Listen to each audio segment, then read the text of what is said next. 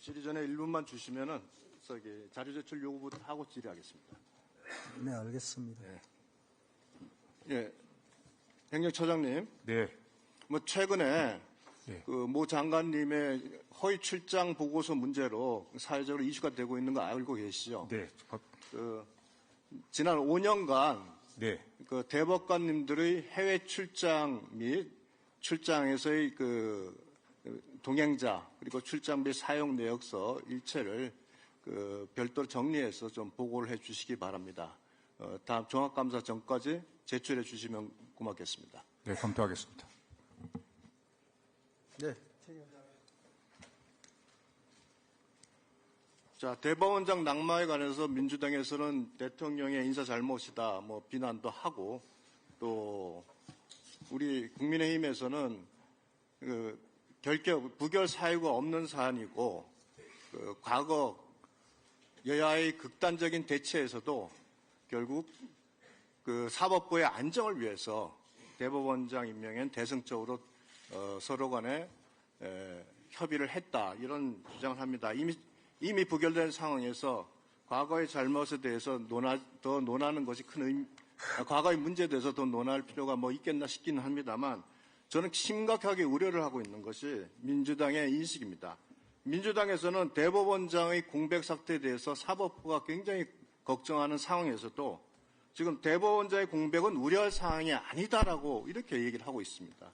심지어 원내대표는 한동훈 장관의 파면과 총리 해임 건의가 수용되면 대화와 협치가 가능하다고 하면서 향후에 마음에 들지 않으면 제3, 제4의 대법원장 후보도 부결할 수 있다고 겁박을 하고 있습니다.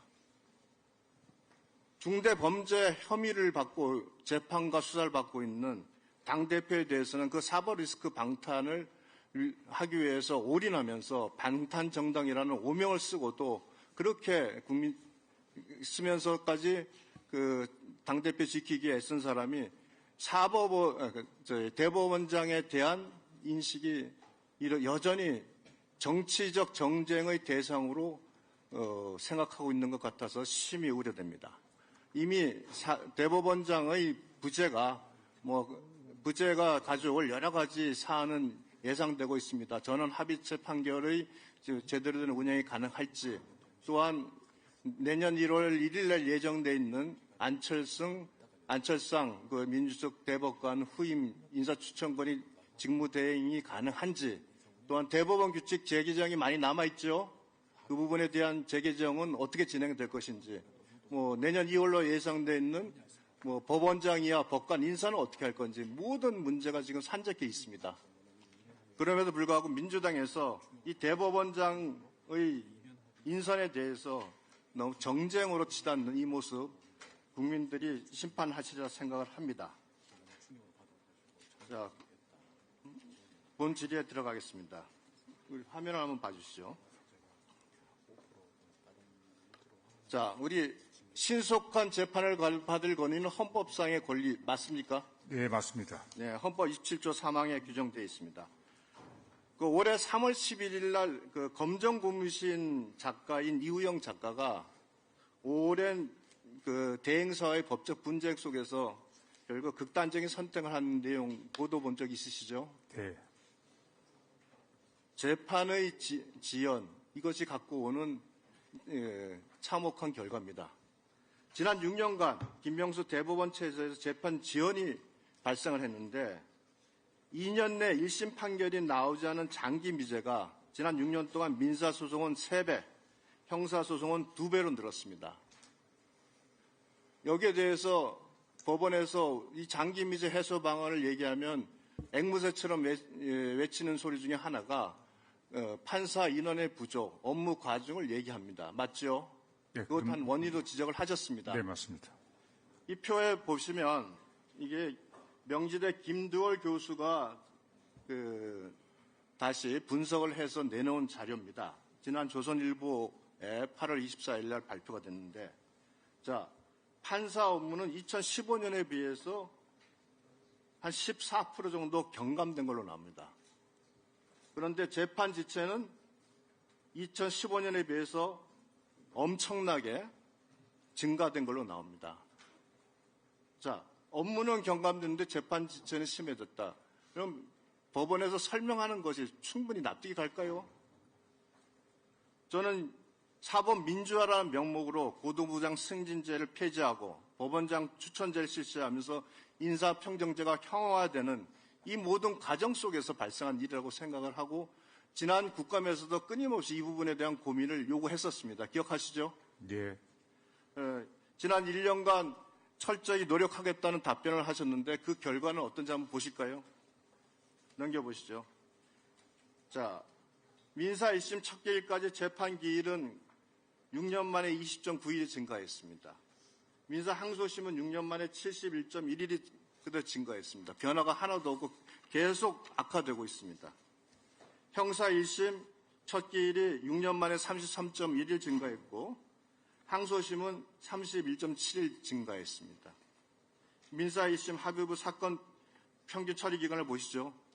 6년 만에 127일 증가했습니다. 형사 1심 합의부 6년 만에 53.2일 증가했습니다. 자, 2년 6개월 초과 심리 중인 장기 미제 2014년 대비 2023년 6월에 보면 9배나 급증을 했습니다.